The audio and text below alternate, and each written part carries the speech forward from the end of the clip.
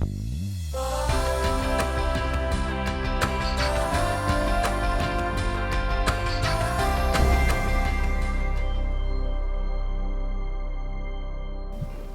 I want to say to you today is that probably the most important thing you can do in caring for a person with dementia is to remember that they are a person. It doesn't require a whole lot of technology. It requires a whole lot of time, a whole lot of energy, and in some cases, a whole lot of soul searching. The title for this presentation actually comes from my mother. I remember very clearly one day being in the kitchen with her, and the kitchen is bright yellow, and I mean bright yellow. And I don't remember what we were talking about. I don't remember what occasioned this, but she turned to me, and in a pained voice, she said, "I'm still a person." And what's striking for me about that is what I remember. I remember those words, and I remember the color yellow, and that's it. And yet that has grounded a lot of what I've done recently in terms of my thinking about what it means to care for someone with dementia. One of the things that I want to say about being a person is the ways in which that gets manifested. And the slide that you see here, the opening picture, is a picture that was taken in October, or maybe it was November, sorry, it was November. And that's my father, my brother, and my mother. The whole family was there. We were in Ottawa because my brother had just been elected a member of Parliament. And from the time my brother made the decision to run, he said to my father, "If I win, can we take Mom?"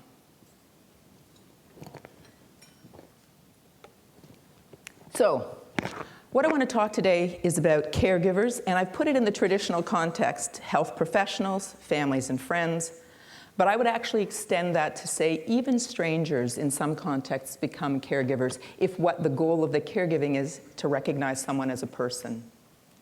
I could tell you many anecdotes of going to a restaurant where my mother was behaving rather strangely, and people were very kind.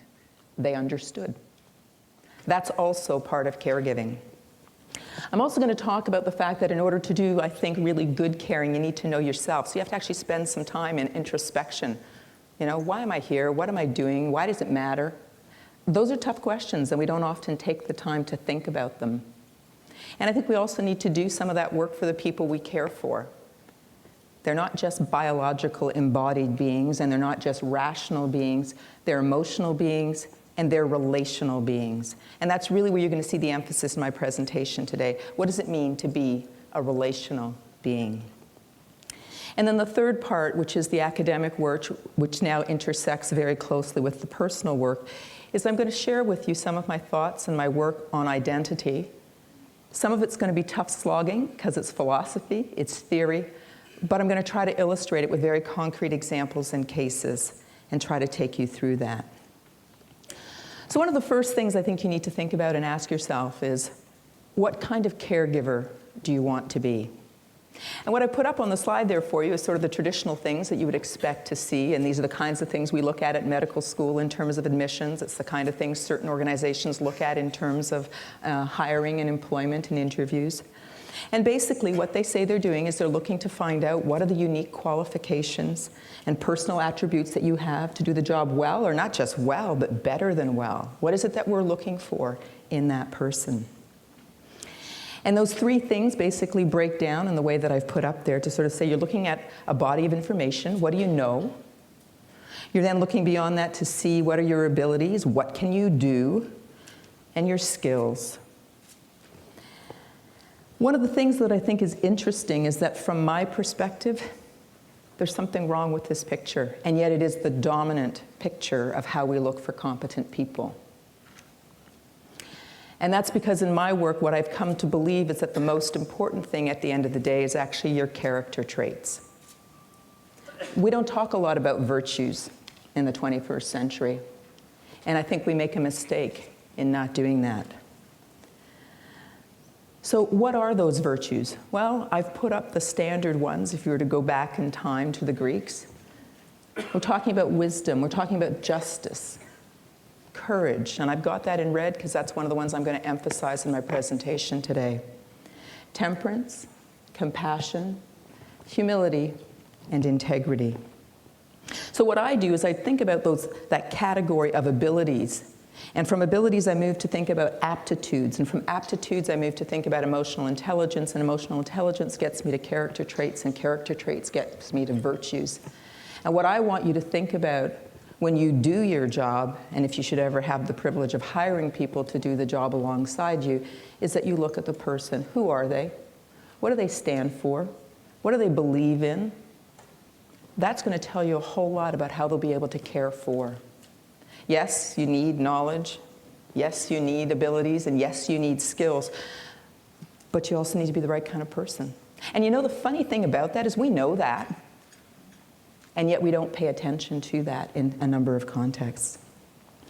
One of the interesting things is, how is it that I come to learn this? Well, what you see now is an aphorism that was pronounced in my house by my mother all the time, sometimes in the context of frustration, sometimes in the context of laughter, but I can't tell you how many times I heard that.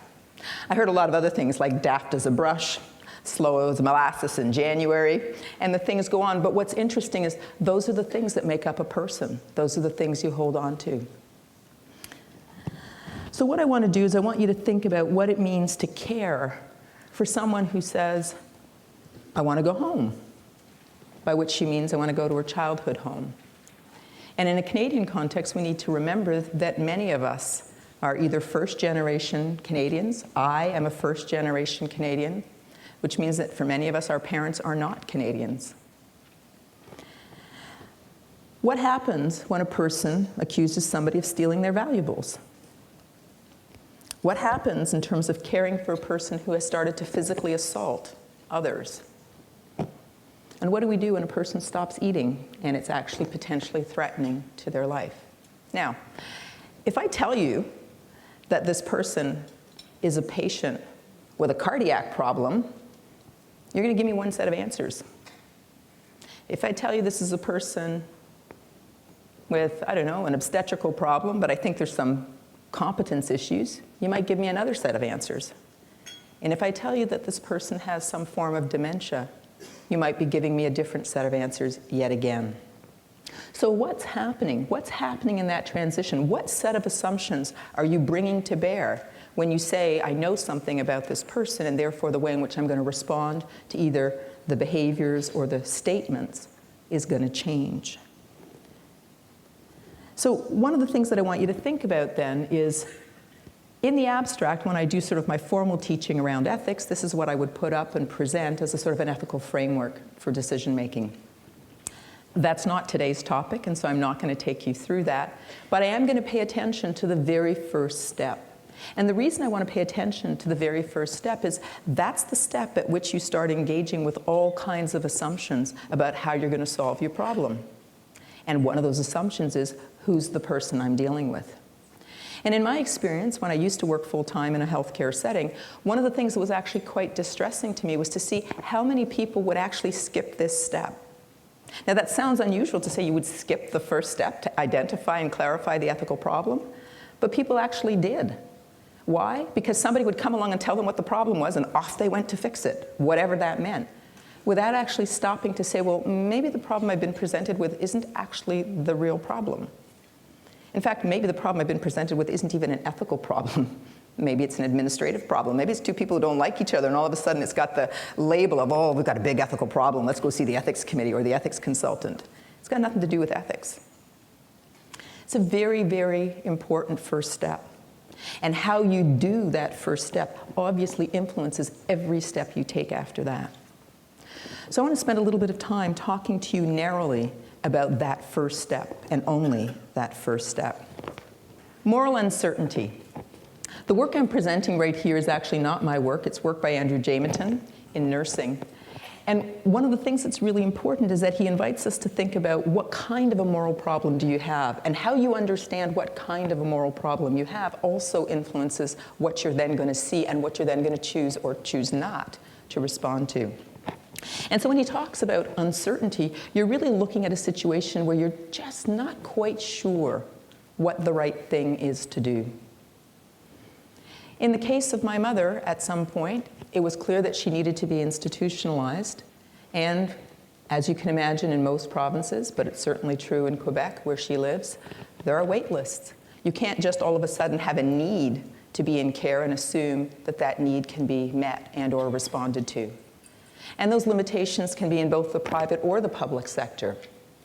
But then there are questions to ask. Do you put your loved one on the list if you're going to look for public support?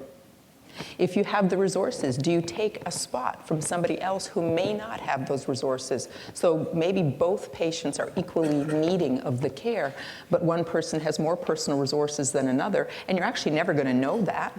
You just know it in the abstract, it's probably true. What does it mean to know that you have enough resources that you'll choose to spend your own money and not take them from somebody you don't know? Those are difficult ethical questions about uncertainty, but you're a Canadian, you've paid your taxes, aren't you entitled to same access to the healthcare system? Every one of my mother's children, all of us, our siblings, are all in the healthcare field in different way, shape, or form. I have a physician sister, I have a brother who's a social worker, I work in ethics, and my other brother is a medical engineer. Why am I telling you that? Because we all know people in the healthcare system. So do I call them up and say, hey, help me out, help me to navigate this little problem that I have? There are all kinds of things about which I might just not know what's the right thing to do. I want to do well by my mother. I want to do well by the Canadian healthcare system. I don't want to abuse my issues of access. At the end of the day, where's my obligation? What's the right thing for me to do? And I might genuinely be uncertain. There's a separate kind of moral problem, which we refer to as the moral dilemma. And the interesting thing is that for a philosopher, that's actually a term of art. It's a very specific term. It's not every kind of ethical problem is a dilemma. A dilemma is when you're really, really caught between a rock and a hard place. A dilemma is a context where you are committed to two things, and you fundamentally believe in those two things, and all of a sudden the facts of the world are organized in such a way that you cannot do both things. So I deeply believe in patient autonomy, and I am deeply committed to the patient's best interest. And at this moment in time, with the question or the problem before me, I cannot do both. I'm going to have to choose. And I'm going to tell you something about humans. We don't like that choice. We don't want to have to make that choice, because you know what? In making that choice, we actually learn something about who we are. So until we have to make that choice, we get to hold on to the belief that I am both of those things. I am both deeply committed to patient autonomy, and I am both also committed to the patient's best interests. And if I am forced to choose, I actually tell you something about myself. I tell you at the end of the day, when push comes to shove, this is what I'm going to do. And the interesting thing is, I often sort of in a casual way will say to people, look, when you're between a rock and a hard place, and no matter what you do, you're going to feel bad, do the right thing. And you think, well, yeah, that's exactly the problem. I'm trying to do the right thing. It's hard. That particular issue, I think, in our family, but I think for many other families, has really somehow become centered around the issue of staying in the home. A lot of people express that as a very fundamental, important desire. In many cases, it's almost like knee-jerk. It's just because what I know is familiar, it's comfortable, etc. And for some people, it probably is the best place if you can keep them in their home. And in some cases, that won't be the case. But what happens if you've made a promise to somebody while they were competent, and you said that you will respect that autonomous wish, and yet it is no longer in their best interests? What do you do? And the third moral category that Jameson introduces is this category of moral distress. And in that case, what he's saying is, look, you don't have a problem of uncertainty. It's not that you don't know what you should do. And you don't have a moral dilemma where you're trying to figure out, of the two or more things you could do, what are you going to do? You actually know what the right thing is to do, and you're not going to do it. And that's particularly difficult. And I'm sure many of you can reflect on times in your life where you may have found yourself in that situation. You know what you should do, and you can't do it.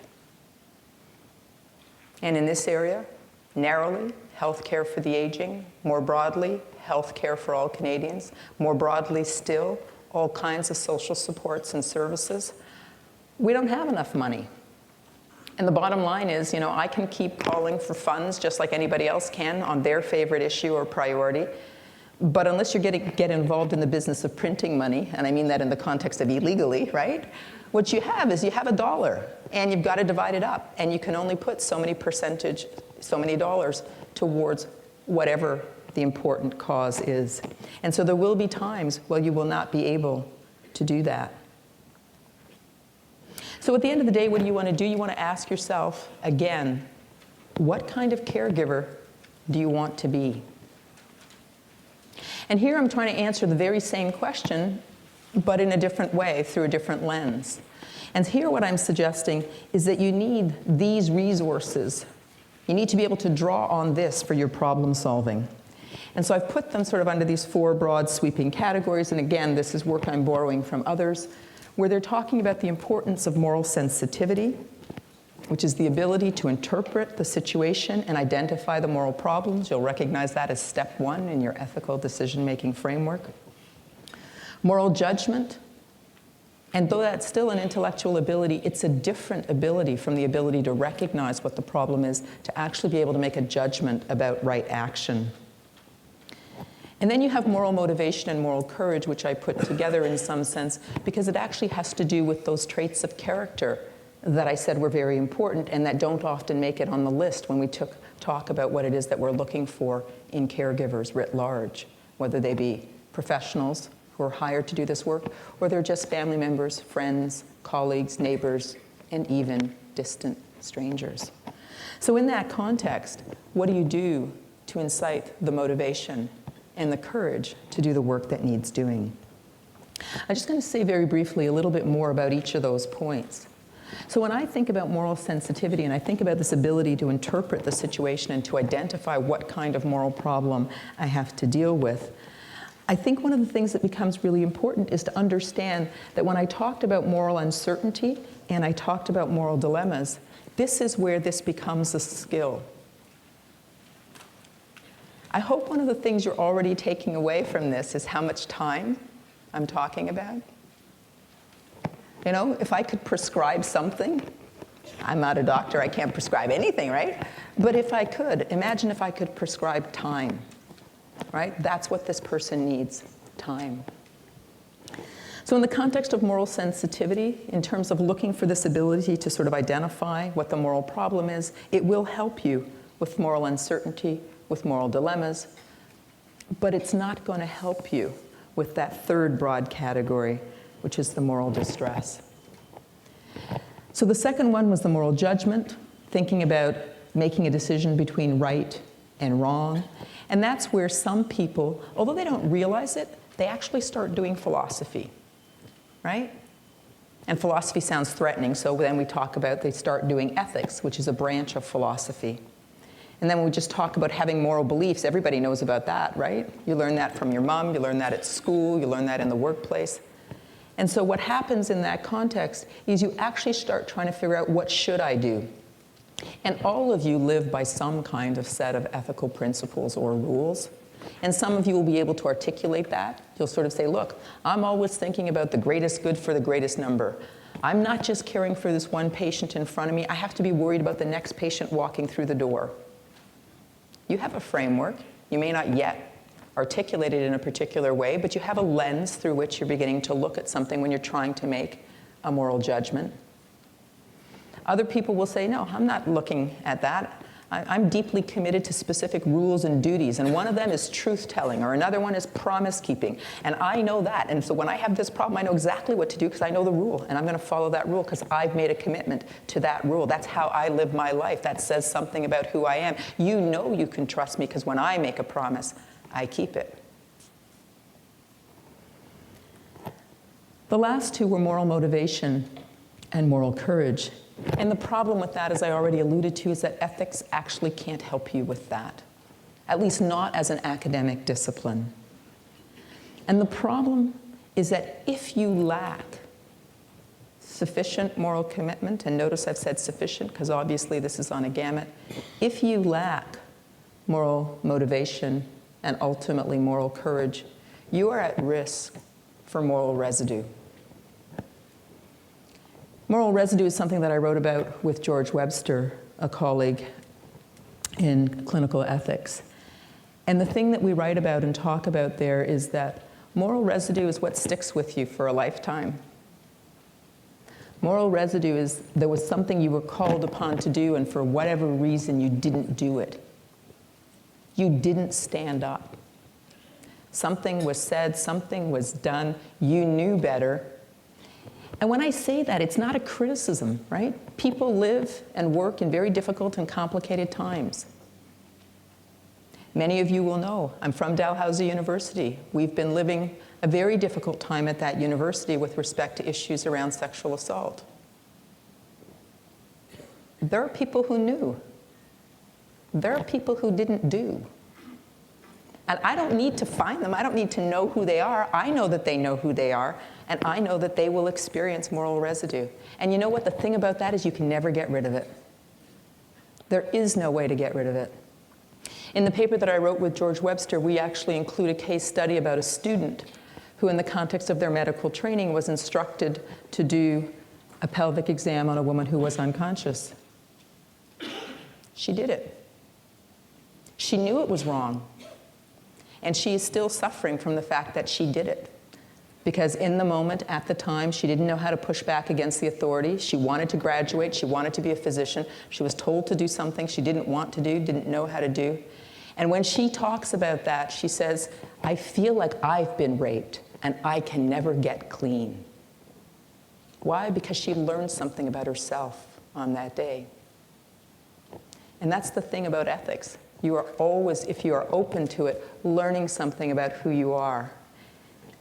And it can't always be pretty, right? Because none of us are perfect.